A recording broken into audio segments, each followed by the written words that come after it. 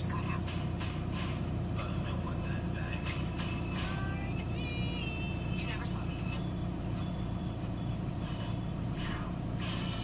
Talk to me when you wrote the letter.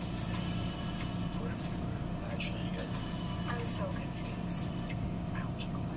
To all the boys I've loved before, only on Netflix.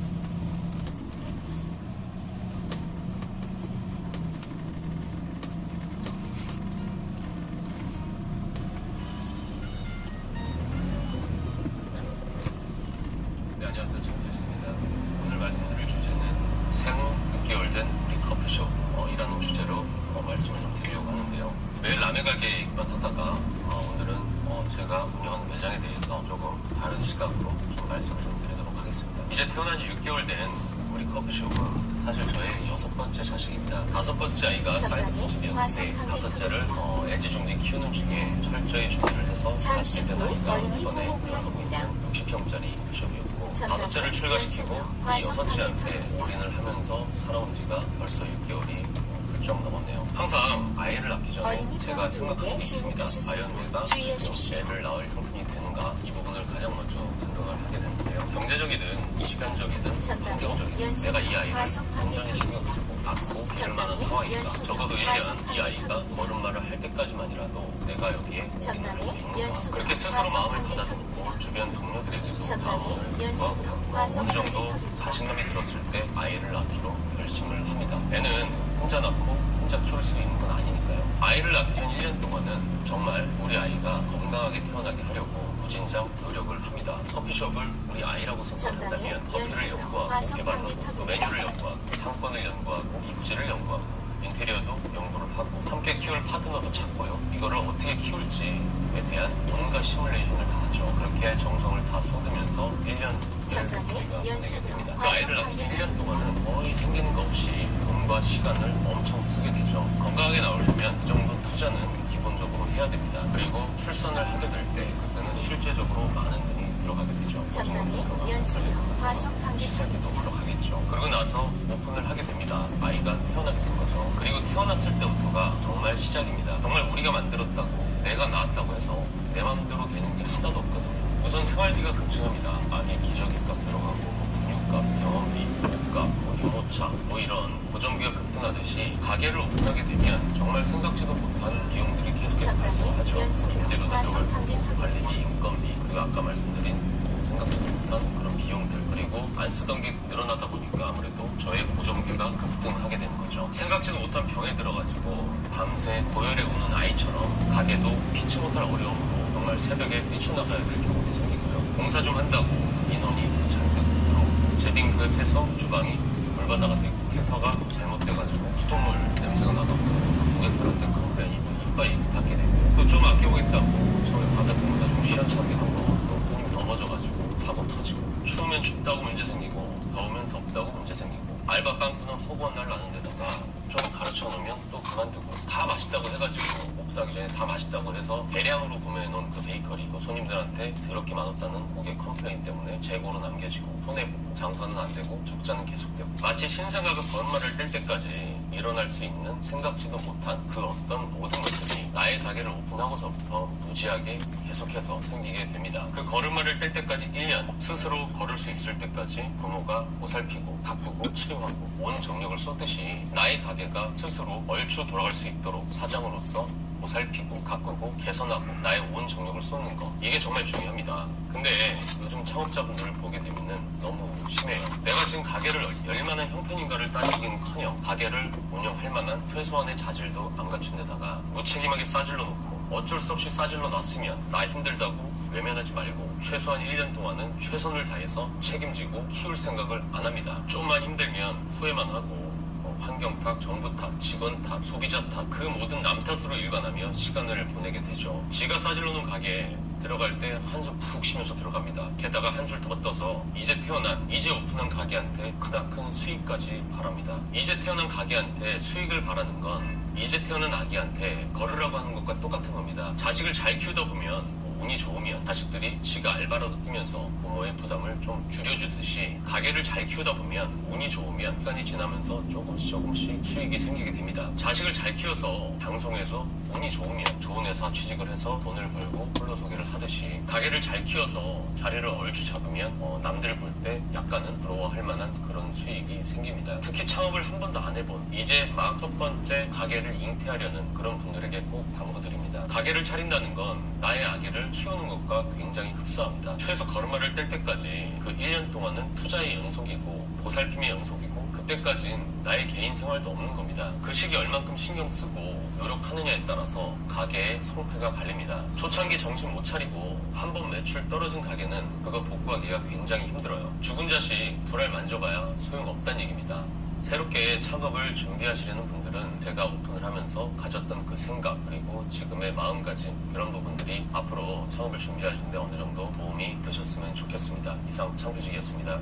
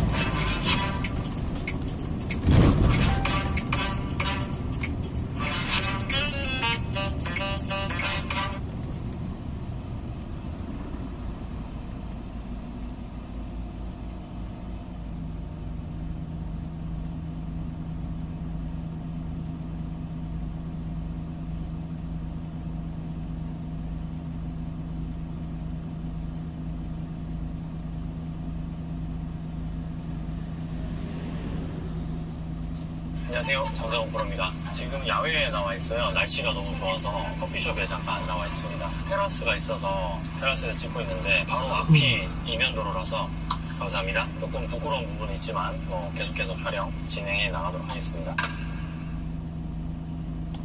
음식이 맛없는데 성공한다라 참 우스운 얘기죠. 그런데 맛없는 음식의 기준은 뭘까요? 내가 먹어서 맛이 있지 않으면 맛없는 음식이다.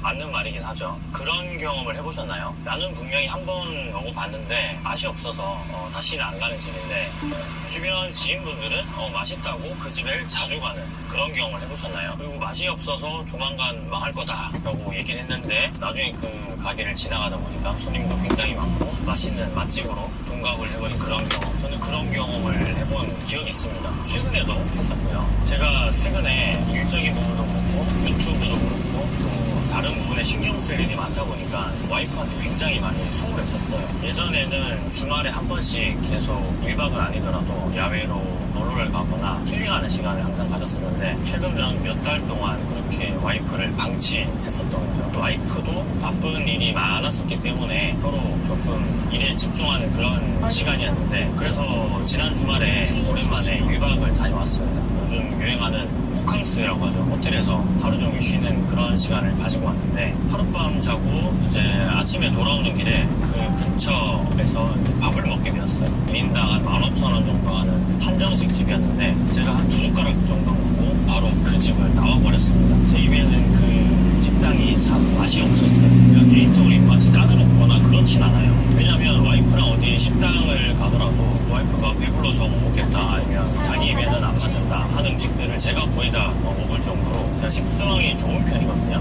물론 많이 먹어도 살이 안 찌는 체질 때문에 입이 짧을 거라고 얘기를 하는 사람들도 있지만 저는 그 정도로 식성이 좋은 편입니다. 어쨌든 그 집은 제 입에는 별로였어요. 그런데 재미있는 건 그 집에 손님이 엄청 많았었다는 겁니다. 대기를 세울 정도로 많죠. 점심시간도 아니었고 제가 오전 10시 반쯤에 도착을 했는데 11시부터 입장이 된다고 해서 30분 정도 기다렸어요. 그 기다리는 시간에도 다른 손님들이 많이 와서 대기를 하고 있는 그런 광경이 연출됐었죠. 그리고 심지어 주말도 아니고 월요일이었습니다. 제가 일요일마다 쉬다 보니까 일요일, 월요일 이렇게 걸쳐서 1박 2일로 여행을 갔다 온 건데 그런 광경을 제가 목격을 하게 된 거죠. 왜 그 집에는 손님들이 그렇게 많았을까요? 제 입에는 별로라서 밥을 2숟가락밖에 먹질 못했는데 말이죠. 거죠. 유독 제 입에만 안 맞았던 걸까요?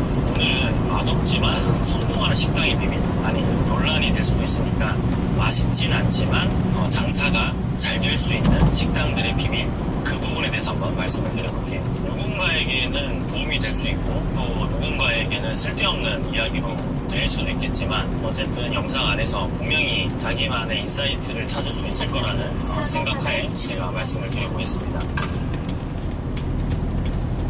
영상 초반에 말씀드렸지만 맛의 기준은 굉장히 모호하죠. 하지만 개개인이 판단은 할 수 있어요. 맛있다, 맛없다 이렇게 두 가지로 말이죠. 그런데 우리가 여기서 간과하고 넘어가면 안 되는 부분이 있어요. 바로 맛없다라는 부분인데 사실 곰곰이 생각을 해보면 맛없는 집은 그렇게 많지 않아요. 아니 일부러 찾으려고 해도 잘 찾기가 쉽지 않아요. 그만큼 맛은 어느 정도 평준화되어 있다는 거죠. 특히나 요즘 시대는 더더욱 그러합니다. 그저 내 입에 맞지 않으면 맛없다라고 표현하는 것 뿐이지 진심으로 진정으로 레알 이 집은 정말 맛대가리가 없다라고 표현할 수 있는 집은 없습니다. 아니 없다라고 하면 또 너무 단정짓는 거니까 많지 않을 거예요. 저도 이 글귀를 어느 책에서 읽었는데 굉장히 공감하면서 그 책을 읽어나갔던 그런 기억이 있어요. 그러니까 맛없다의 의미를 내 입에는 맞지 않는데 다른 사람 입에는 잘 모르겠다, 이 정도로 정의를 할 수 있는 거죠. 제가 좀 전에 말씀드린 제가 여행을 갔다 오면서 방문했던 그 식당은 사실 관광지에 있던 식당이었습니다. 사람도 항상 붐비고 주말마다 엄청나게 손님이 미어들고 대형 주차장도 가지고 있고 그리고 식당 외부에는 크게 간판도 걸려서 높은 그런 대형 간판도 설치가 되어 있는 전형적인 관광지 스타일의 식당이었어요. 그런데 제가 그 집에 가게 된 이유가 검색을 통해서였습니다. 네이버, 유튜브, 인스타 이렇게 세 군데서 검색을 해봤는데 그 집이 거의 압도적으로 리뷰가 많았어요. 거의 한 8대2 정도 됐던 것 같아요. 그 리뷰를 하나하나 다 읽어보진 못했지만 특정한 리뷰를 제가 읽어봤을 때는 거의 다 대부분이 칭찬 일색이었어요. 그래서 제가 거길 가게 된 겁니다. 그 집은 단골로 장사를 하는 집은 아니에요. 절대 그렇게 장사를 할 수 있는 그런 곳은 아니었습니다. 고객을 대하는 응대로 봐도 그렇고 그냥 몰려오는 손님을 빨리빨리 쳐내야 되는 그런 스타일의 식당이었던 거죠. 그런데 그 식당이 잘하는 점은 분명히 있었어요. 그러니까 저도 그 집에 가게 된 거죠. 눈치 채셨나요? 바로 마케팅이죠. 마케팅. 돈을 많이 투자했든 아니면 초반에 입소문이 잘 나서 온라인상에 그렇게 많이 리뷰가 생겼대. 그거는 논외예요. 일반 식당이 이런 블로그나 온라인 마케팅에 대해서 수천만 원씩 매달 이렇게 쏟아붓진 않으니까요. 많이 투자해봐야 몇백만 원 정도 선이겠죠. 많이 투자해봐야 말이죠. 대부분의 관광객들이 검색을 통해서 그리고 가게 외부에 있는 큰 광고 강판을 통해서 그 집을 방문했다라고 추론할 수 있어요. 얘기하면서 들리는 이야기도 그렇고 손님들이 맛집이라고 하면서 이렇게 계속 꾸준히 오는 걸 제가 봤기 때문이죠. 그 집은 앞으로도 아마 장사가 잘 될 겁니다. 왜냐고요? 온라인에 이미 선점 효과가 굉장히 많이 진행이 된 부분이 있으니까요. 그리고 계속 그 선점 효과가 진행이 되고 있고요. 아마 다른 집들이 그 집을 온라인에서 앞서려고 한다면 굉장히 많은 투자와 시간이 필요할 거예요. 제가 너무 궁금해서 찾아봤는데 약 1년 전에 올라온 어느 한 리뷰에서는 반찬 가지수랑 그다음에 어떤 디테일이 지금하고는 꽤 많이 달랐어요. 개인적인 추측이지만 장사 초반이나 중반에는 아마 사람들 입에 오르내릴 만큼 정말 맛있는 집이었을지도 몰라요. 그런데 손님이 몰리고 인터넷에 올라가고 덩달아 감당할 수 없는 시스템으로 돌아가다 보니까 생선도 구워진 걸 미지근하게 잘 데워지지도 않았음에도 불구하고 그냥 내는 거고 다 말라 비틀어진 나물무침하며 애호박만 덩그리 들어간 그런 마트 맛이 나는 된장을 낼 수밖에 없게 된 거겠죠. 단골로 장사를 하는 집이라면 아마 금방 무너졌겠죠. 그런데 그 집은 관광지였고 한 번만 손님들은 두 번 다시는 그 집에 안 갈 거예요. 다시금 그 장소를 찾는다고 해도 말이죠. 단 맛있다고 느끼는 사람이 분명히 있기 때문에 이건 제 개인적인 입맛을 기준으로 말씀을 드리는 겁니다. 그리고 검색을 통해서 꾸준히 유입되는 손님들이 있을 거고 반대로 리뷰를 통해서 안 좋은 글이나 영상들이 계속 쌓이게 된다면 초반에 좋은 영향을 끼치게 했던 그런 리뷰들이 묻히게 되면 손님도 소강 상태로 접어들겠죠. 중요한 건 그 집을 앞설 수 없다고 판단한 후발주자들이 그 집 상호를 따서 다른 지역에다가 그런 백반 정식집을 많이 오픈했다는 겁니다. 온라인 선점 효과에 어떤 숟가락을 얹겠다는 거죠. 그래서 그런지 몰라도 가게 내부에는 뭐 저희는 체인점이 따로 없습니다 라고 크게 걸어놓기도 했더라고요. 패턴은 바로 보이죠. 초반에는 정성 들인 음식이 잘 나오다가 손님이 많아지고 온라인에서 굉장히 유명해지다 보니까 감당할 수 없는 시스템으로 바뀌면서 테이블을 늘리고 확장을 좀 하게 되죠. 그리고 예전과는 사뭇 다른 음식이 나오긴 하지만 손님은 가면 갈수록 늘어나는 구조가 돼 있다 보니까 돈은 계속 잘 버는 거죠. 대중 효과를 톡톡히 누리면서 말이죠. 악평보다는 선평이 많은 구조가 이미 돼 있다 보니까 특별히 그 맛대가리가 없지 않는 이상 대부분의 사람들이 좋은 리뷰를 남길 수밖에 없는 그런 구조를 가지고 있다는 거죠. 특히나 우리나라 사람들 기준에서는 말이죠. 그러니까 특별하게 맛있거나 다시 가고 싶지 않은 집이라도 이미 온라인에서 수많은 리뷰로 탄탄한 기반을 가지고 있고 그 관광지에서 검색을 통해서 식당을 가는 사람이라면 그 집을 가게 될 수 없는 구조를 가지고 있다는 점. 그게 핵심이죠. 그리고 입지 조건 특성상 단골을 만들지 않아도 되는 식당이죠. 그래서 그런지 주인이 직접 나와서 친절하게 대한다거나 애살이 있다거나 그런 거는 전혀 없습니다. 단지 아르바이트생으로 꾸며진 홀서빙이었는데 아르바이트생의 성격마다 다 다르겠지만 친절한 아르바이트생도 있었고 또 무뚝뚝한 아르바이트생도 있었고 그런 거죠. 이 온라인 선점 효과는 단숨에 무너지진 않습니다. 단 기본적인 맛이 유지된다는 점에 한해서 그렇고 아마 그 집은 계속 손님이 많고 돈도 잘 벌 거예요. 단 악평이 많아지면 사람들은 비교를 하게 되고 최근에 올라온 리뷰를 더 신뢰하는 경향이 있기 때문에 서서히 손님이 줄어드는 그런 수순을 밟아 나가겠죠. 각 동네마다 추억의 맛집들이 있을 거예요. 그러니까 어렸을 때부터 자주 가던 곳인데 나중에 나이가 들어서도 옛날에 그 맛이 기억나서 다시 찾게 되는 그런 집 말이죠. 세월의 흔적이 고스란히 묻어있는 그런 곳. 옛날 생각을 자연스럽게 떠올리게 하는 그런 식당들. 다들 하나쯤은 있지 않나요? 저희 지역에도 그런 곳이 있어요. 한 분식집이 좋은 예인데 인터넷에도 꾸준히 리뷰가 올라와요. 저도 초등학교 때부터 다니던 집인데 어른이 되고 나서도 가니까 굉장히 오래된 단골이죠. 그리고 외지로 시집을 가거나 직장 때문에 멀리 갔다가 고향에 돌아오는 그런 날이면 항상 그 집에 가서 떡볶이를 먹거나 김밥을 먹거나 하시는 분들이 굉장히 많습니다. 그래서 늘 가게는 북새통이고 심지어는 그 가게의 따님분이 똑같은 가게를 바로 한 블록 앞에 내서 장사를 하는, 그러니까 확장 개념이 아니라 그것과 똑같은 가게를 새로 내서 모녀 두 분이서 같이 따로따로 장사를 하는 그런 광경까지 연출이 됐었어요. 물론 두 가게 다 장사가 잘 됐었죠. 그리고 지금은 신규 상가에 입점을 해서 장사를 하고 계시고 체인 사업까지 진행을 하고 있어요. 그런데 왜 갑자기 제가 이 집에 대해서 말씀을 드리냐 하면 바로 외지 사람들 때문에 그렇습니다. 우리에게는, 그러니까 고향 사람들에게는 추억의 맛이다 라는 평가를 받으면서 맛집으로 통했는데 외부 사람들이 유입되면서 그 집에 대한 평가가 달라지고 있기 때문입니다. 외지 사람들이 많이 유입되면서 그 집이 재평가를 받기 시작한 거죠. 그 분식점의 리뷰가 안 좋은 방향으로 선회하고 있다는 겁니다. 그 분식점의 대표 메뉴가 즉석 떡볶이인데 즉석 떡볶이의 핵심 양념이 바로 라면 스프였어요. 어렸을 때부터 먹던 사람들은 맛있지 않을 수 없는 그 라면 스프 맛에 익숙해져서 정말 맛있다 라면서 엄지를 지켜 들었지만 외지에서 온 사람들은 맛집이라고 해서 찾아갔는데 너무나 평범하고 그리고 오래된 가게 때문에 위생적으로도 그렇게 만족스럽지 못했고 특히나 이 라면 스프 맛이 나는 떡볶이 때문에 엄지를 지켜 들긴커녕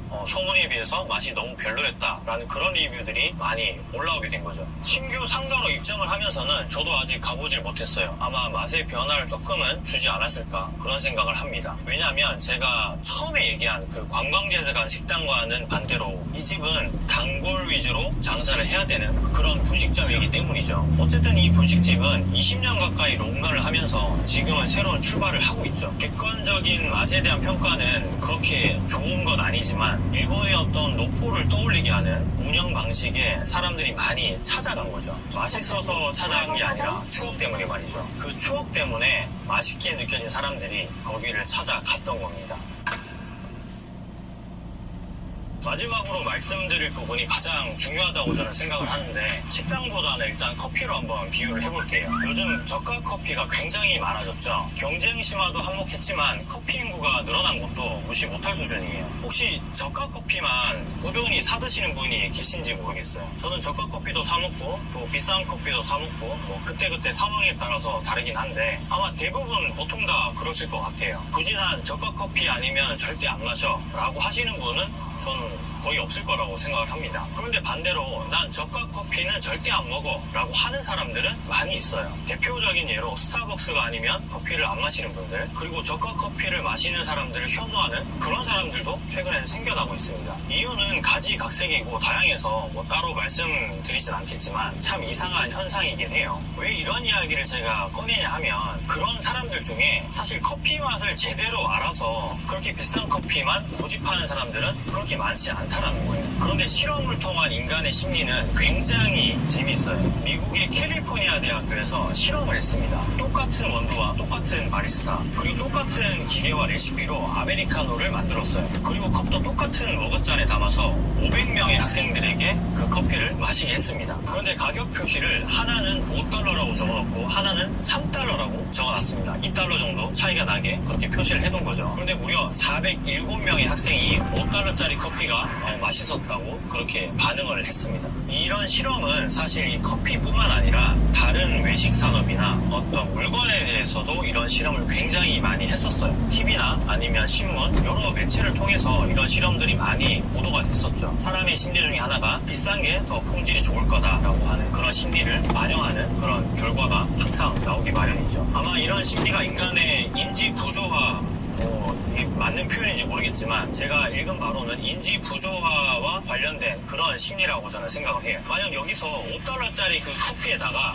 머그컵을 조금 더 고급으로 하고 그 다음에 바리스타의 복장을, 전문가의 복장을 입혀놓고 나서 그렇게 다시 실험을 한다면 아마 500명의 학생 전부 다가 그 $5짜리 커피를 선택했을 거라고 저는 생각을 해요. 커피를 예로 들었지만 음식도 똑같습니다. 내가 같은 음식, 같은 원재료를 사용해서 그 음식을 판매를 하고 있지만 손님에게 어떻게 응대를 하느냐, 손님이 우리 집에 와서 어떤 분위기를 느끼느냐, 얼마나 먹음직스럽게 나가느냐, 그리고 어떤 접시에 담겨 나가는지 상황에 따라서 그 음식의 가격은 달라질 수밖에 없습니다. 같은 원가의 어떤 재료를 사용한다고 해도 말이죠. 앞서 말한 그 맛대가리가 없는 음식이 아니고서야 말입니다. 백화점에 입점한 수많은 외식 브랜드 중에 한번 곰곰이 생각을 해보세요. 정말 평범한 맛인데 가격은 비싸고, 그런데도 사람들이 많이 사먹고 유행을 타서 체인 로드샵까지 전국에 엄청나게 확장을 단숨에 해버리는, 바로 인지 부조화 심리를 이용한 마케팅인 거죠. 물론 아무나 다 할 수 있는 건 아닙니다. 이런 마케팅을 우리 가게에 맞게 하나씩 조금씩 그렇게 적용을 해볼 수 있다는 거죠. 그러니까 가게 전체 이미지를 단숨에 바꿔버리는 건 사실 그 누구도 하지 못해요. 돈도 많이 들어갈 뿐더러 그런 시간적인 여유도 분명히 없습니다.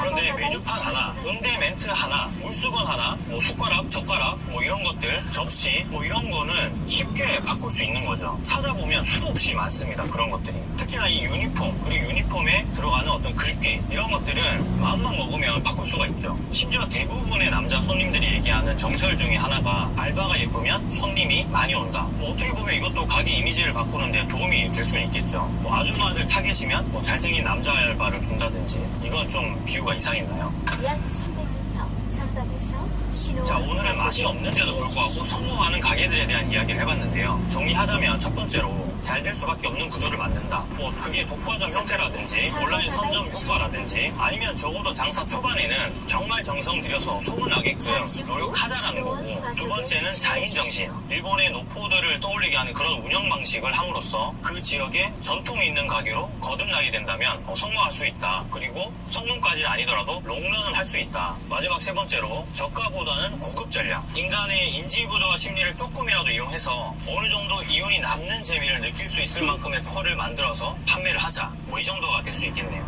오늘도 긴 영상 시청해주셔서 감사드리고요. 구독과 좋아요 한 번씩 꼭 부탁드리겠습니다. 이상 장사 공프로였습니다.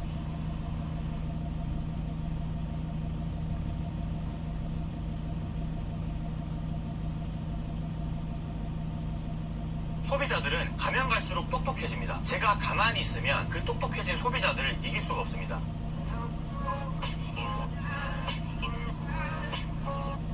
안녕하세요, 장상호 프로입니다. 제가 오늘 말씀드릴 내용은 실질적인 마케팅 기법인데요. 저도 활용을 했을 때 굉장히 효과를 본 기법이고 지금도 꾸준히 활용을 하고 있습니다. 매장에서 단가가 계속 낮아지고 있을 때 이 단가를 높이는 방법, 극복할 수 있는 방법에 대해서 말씀을 드려볼게요. 영상 시작하기 전에 구독, 좋아요 한 번씩 꼭 부탁드리겠습니다.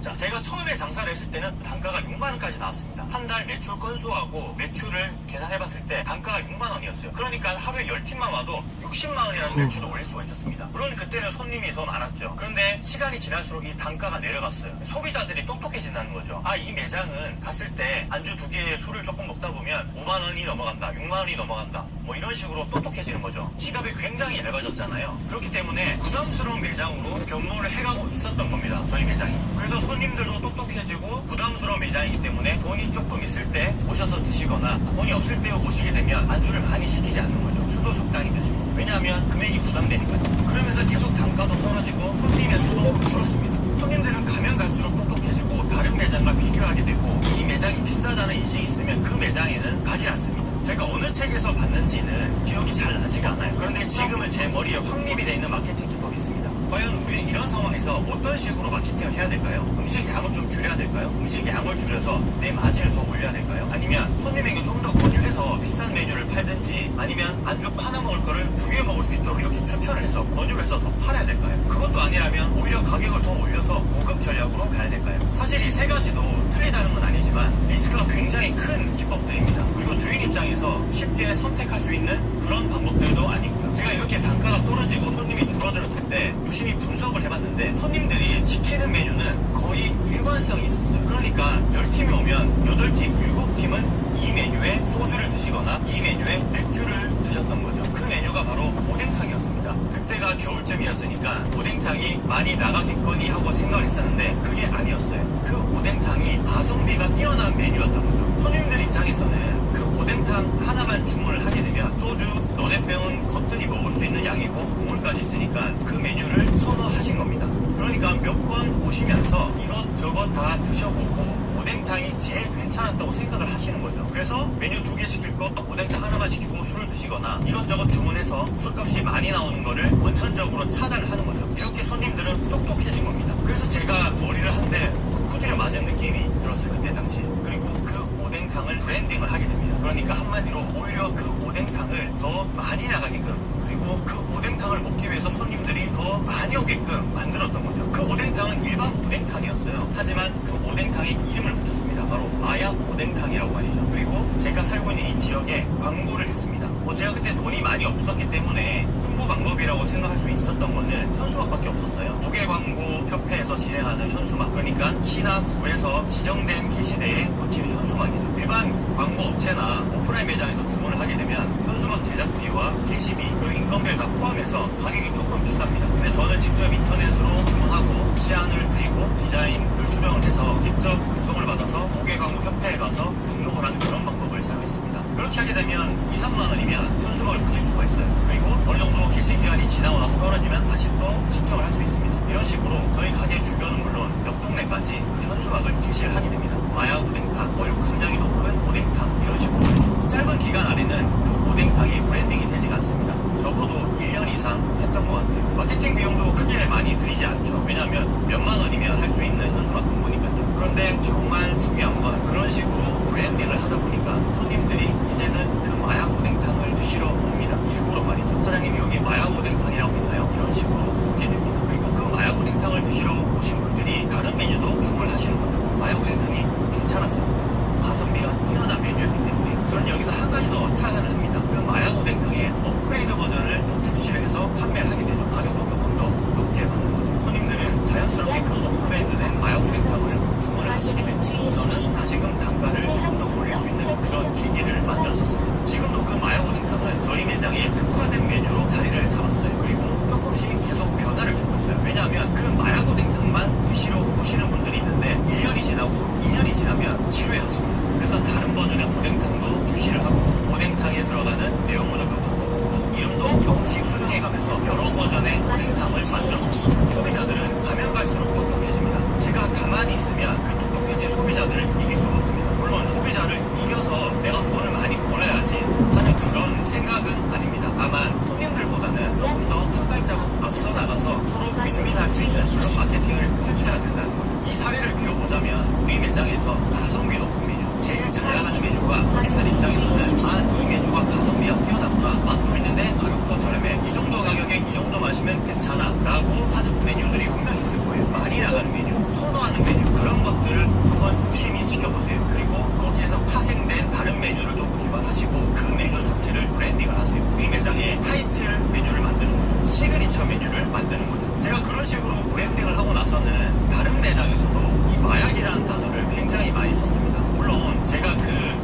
붙이기 전에도 인터넷이나 다른 지역에 마약이라는 단어를 붙인 음식들이 많았는데 저희 지역에는 크게 없었거든요. 하지만 제가 그런 식으로 브랜딩을 하고 나서는 마약 떡볶이, 마약 막걸리, 마약 족발, 마약 옥수수, 마약 만두 이런 식으로 굉장히 많아졌어요. 그리고 그 오뎅탕은 겨울에 국한된 메뉴이기 때문에 여름에는 또 다른 시그니처 메뉴를 준비를 해야 됩니다. 그러니까 그 오뎅탕으로 파생된 메뉴를 만들 수도 있고 뭐 다른 메뉴를 만들 수도 있겠죠. 예를 들면 오뎅탕은 따뜻하다고 생각하는데 시원한 오뎅탕을 만드는 거죠. 린 오뎅탕이라든지 수박가 들어간 오뎅탕이라든지 얼음이 동동 띄어진 진한 국물의 오뎅탕이라든지 뭐 이런 식으로 말이죠. 오늘은 소비자들이 똑똑해지면서 가게 단가가 떨어질 수밖에 없는 그런 시기를 맞았을 때 우리 가게의 단가를 좀 올리는 방법에 대해서 한번 알아봤는데요. 오히려 우리 가게의 시그니처 메뉴를 만듦으로써 손님들을 더 많이 오게 하고 손님들이 좋아했던 그 가성비 메뉴를 내가 더 많이 추천을 하면서 내방 고객을 올리는 그런 방법에 대해서 말씀을 드려봤습니다. 여러분들도 오늘 한번 매장에 가셔서 제일 잘 나가는 메뉴, 그 다음에 아직 브랜딩이 되어 있지 않은 메뉴가 있다면 브랜딩을 한번 해보세요. 크게 어렵진 않아요. 단순히 매장에 좀 더 많이 노출을 시키고 손님들에게 좀 더 많이 어필을 한다면 그 메뉴가 바로 시그니처 메뉴로 등록할 수가 있는 겁니다. 손님이 좋아하는 메뉴는 다 이유가 있습니다. 그렇기 때문에 그 메뉴를 적극적으로 홍보하시고 판매해보세요. 훨씬 더 좋은 효과를 보실 수가 있습니다. 네, 오늘 조금이라도 도움이 되셨다면 구독, 좋아요 한 번씩만 꼭 부탁드릴게요. 감사합니다. 장사가 9%였습니다.